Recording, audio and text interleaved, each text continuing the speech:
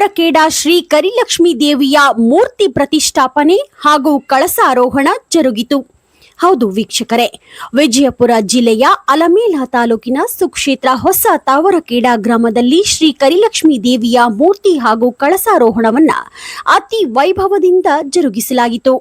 ದಿನಾಂಕ 15/5/2026 ಶುಕ್ರವಾರ ಬೆಳಗ್ಗೆ 7 ಗಂಟೆಗೆ ಶ್ರೀ ಕರಿಲಕ್ಷ್ಮೀ ದೇವಿಯ ದೇವರ ಮೂರ್ತಿ ಹಾಗೂ ಶ್ರೀ ಹೀರಲಿಂಗೇಶ್ವರ ದೇವರ ಪಲ್ಲಕ್ಕಿ ಹಾಗೂ ತೋಂಟಾಪುರದ ಶ್ರೀ ಬ್ರಹ್ಮದೇವರ ಪಲ್ಲಕ್ಕಿಯೊಂದಿಗೆ ಗಂಗಾ ಸ್ಥಳವನ್ನ ಮಾಡಿಕೊಂಡು ಹಾಗೂ 101 ಮುತ್ತೈದೆಯರಿಂದ ಕುಂಭ ಕಳಸದೊಂದಿಗೆ ಸಕಲ ವಾದ್ಯ ವೈಭವಗಳೊಂದಿಗೆ ಪ್ರಮುಖ ಬೀದಿಗಳಲ್ಲಿ ಮೆರವಣಿಗೆಯೊಂದಿಗೆ ನೂತನ ಮಂದಿರಕ್ಕೆ ತಲುಪಿದ ನಂತರ ಶ್ರೀ ಕರಿಲಕ್ಷ್ಮೀ ದೇವಿಯ ಮೂರ್ತಿಗೆ ಮಹಾರುದ್ರಾಭಿಷೇಕ, ಸಹಸ್ರ ಬಿಲ್ವಾರ್ಚನೆಯೊಂದಿಗೆ ಶ್ರೀ ಕರಿಲಕ್ಷ್ಮೀ ದೇವಿಯ ಪೂಜಾ ಕೈಂಕರ್ಯವನ್ನ ಶ್ರೀ ನಾಗಪ್ಪ ಸಿ ಗುರುವಿನವರು ಶ್ರೀ ರೇವಣಸಿದ್ದೇಶ್ವರ ಶಾಖಾಮಠ ಸಾತಲಘನ ಗೋಪುರ ಉದ್ಘಾಟನಾ ಸಮಾರಂಭವನ್ನ ಸಿಂದಗಿ ಶಾಸಕ ಅಶೋಕ್ ಎಂ ಮನಗುಳಿ ಉದ್ಘಾಟಿಸಿ ಮಾತನಾಡಿ, ಇಂಥ ಹಳ್ಳಿಗಳಲ್ಲಿ ಗುಡಿ ಹಾಗೂ ಮಠ ಮಂದಿರಗಳನ್ನು ನಿರ್ಮಿಸಲು ಎಲ್ಲರ ಸಹಾಯ ಸಹಕಾರ ಅತಿ ಮುಖ್ಯವಾಗಿದ್ದು ಎಂದು ಹೇಳಿದರು.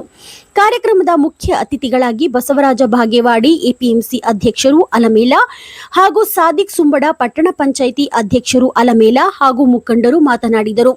ನಂತರ ರಾತ್ರಿ 10:30ಕ್ಕೆ ಅಂಬಿಕಾ ಪಬ್ಲಿಕ್ ಸಿಟಿ ಅಲಮೇಲ ಇವರ ಭವ್ಯ ರಂಗ ಸಜ್ಜಿಕೆಯಲ್ಲಿ ಶ್ರೀದೇವಿ ಮಹಾತ್ಮೆ ಅರ್ಥಾತ್ ಶುಂಭ ನಿಶುಂಭರ ವಧೆ ಎಂಬ ಸುಂದರ ಪುರಾಣಿಕ ಬಯಲಾಟ ಜರುಗುವುದು. ಜಾತ್ರೆಗೆ ಬಂದಂತಹ ಭಕ್ತಾದಿಗಳಿಗೆ ಪ್ರಸಾದ ಸೇವೆಯನ್ನ ಶ್ರೀ ಸಾಯಬಣ್ಣ ಪೂಜಾರಿ ಇವರು ಅಚ್ಚುಕಟ್ಟಾಗಿ ಮಾಡಿದರು.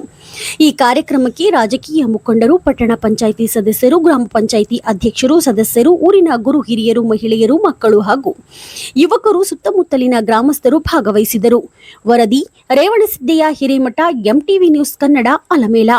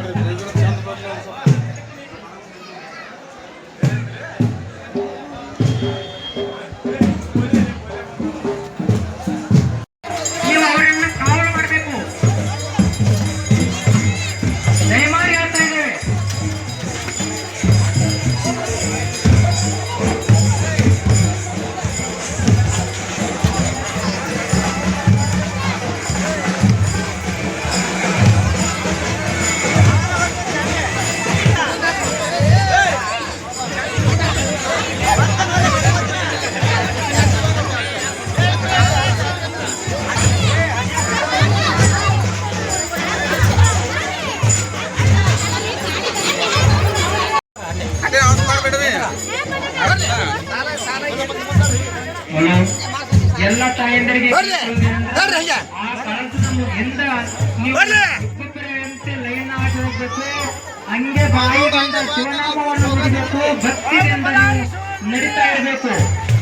ದಯಮಾಡಿ ಹೇಳ್ತಾ ಇದೀವಿ, 2 ಲೈನ್ ಮಾಡ್ರಿ. ದಯಮಾಡಿ ನೀವು ಶಾಂತ ರೂಪದಿಂದ ಹೋಗ್ಬೇಕು.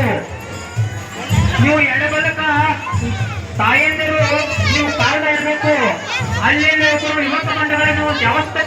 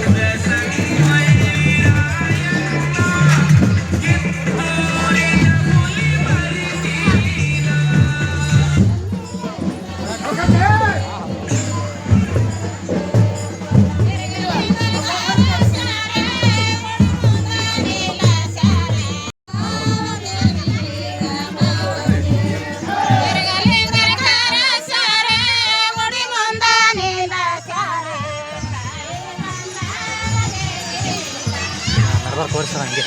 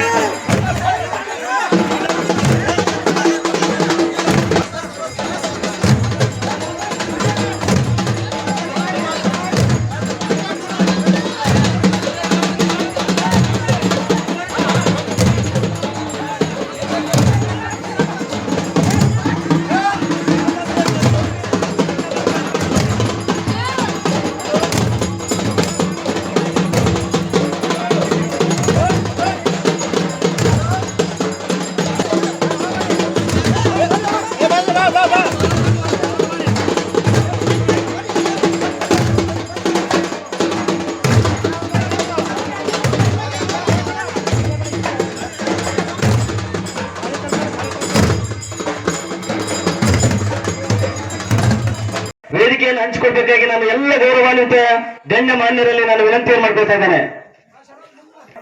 ನೀಲ್ಕಂಠ ವಡ್ಡರ್, ಕೃಷ್ಣ ಗೌಂಡಿ ಈ ಎಲ್ಲ ತಾರಾಪುರ ಗ್ರಾಮದ ಗೌರವ ಸನ್ಮಾನ್ಯ ಶ್ರೀ ಅಶೋಕಣ್ಣ ಮನುಗಳೊಂದಿಗೆ ಶಾಸಕರಿಗೆ ಅಭಿನಂದನೆಗಳನ್ನು ಸಲ್ಲಿಸಬೇಕಾಗಿತ್ತು. ಇವರು ಕೂಡ ವೇದಿಕೆ ಮೇಲೆ ಉಪಸ್ಥಿತರಾಗಬೇಕಾಗಿ ನಾನು ಮಾನ್ಯರಲ್ಲಿ ವಿನಂತಿಯನ್ನು ಮಾಡ್ಕೊಳ್ತಾ ಇದ್ದೇನೆ.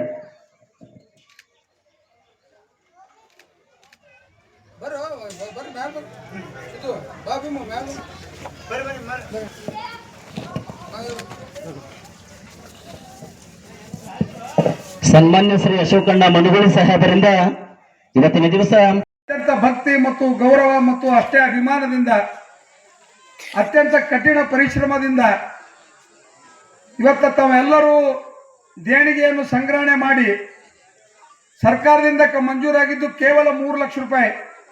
ಆದರೆ ಈ ದೇವಸ್ಥಾನ ನೋಡಿದ್ರೆ ನೀವು ಕನಿಷ್ಠ ಅಂದ್ರೆ ಇದಕ್ಕೆ 15 ರಿಂದ 20 ಲಕ್ಷ ರೂಪಾಯಿ ಇವತ್ತು ವೆಚ್ಚ ಮಾಡಿ ಇಂಥ ಒಂದು ಅದ್ಭುತವಾದ ದೇವಸ್ಥಾನ ಕಟ್ಟಿದ್ದು ನೋಡಿದ್ರೆ ನಿಮಗೆ ದೇವಸ್ಥಾನದ ಮೇಲೆ ಆ ದೇವಿಯ ಮೇಲೆ ಧರ್ಮದ ಬಗ್ಗೆ ಸಂಸ್ಕಾರದ ಬಗ್ಗೆ ಇರುವಂತ ಅಭಿಮಾನ ಈ ಕಾರ್ಯಕ್ರಮದ ಮೂಲಕ ವ್ಯಕ್ತ ಆಗ್ತೈತಿ.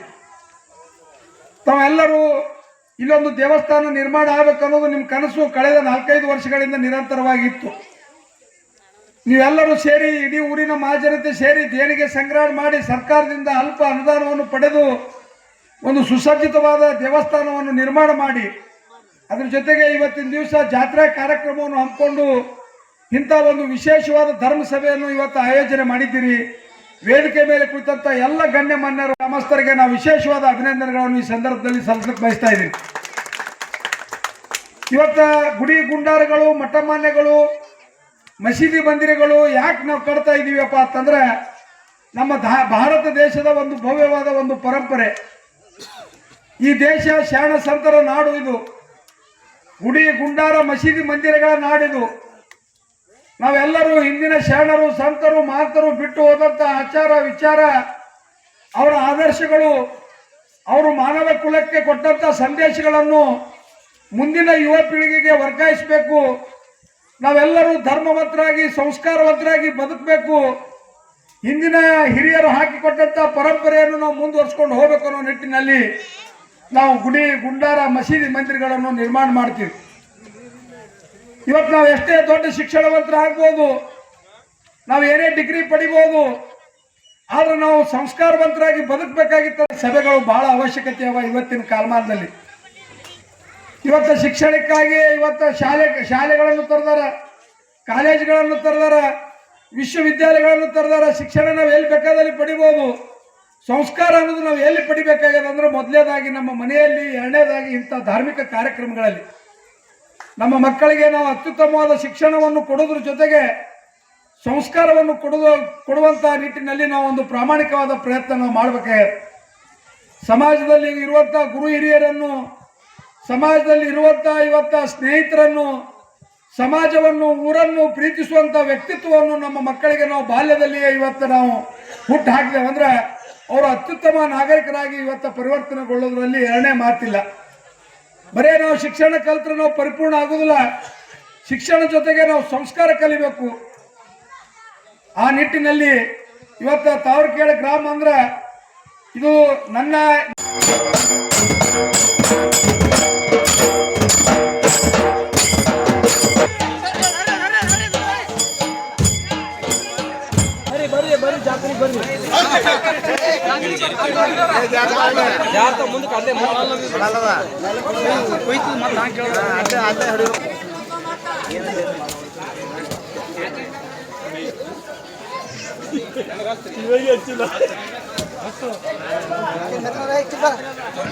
ಕುರ್ಚಿ ತೆಗೆ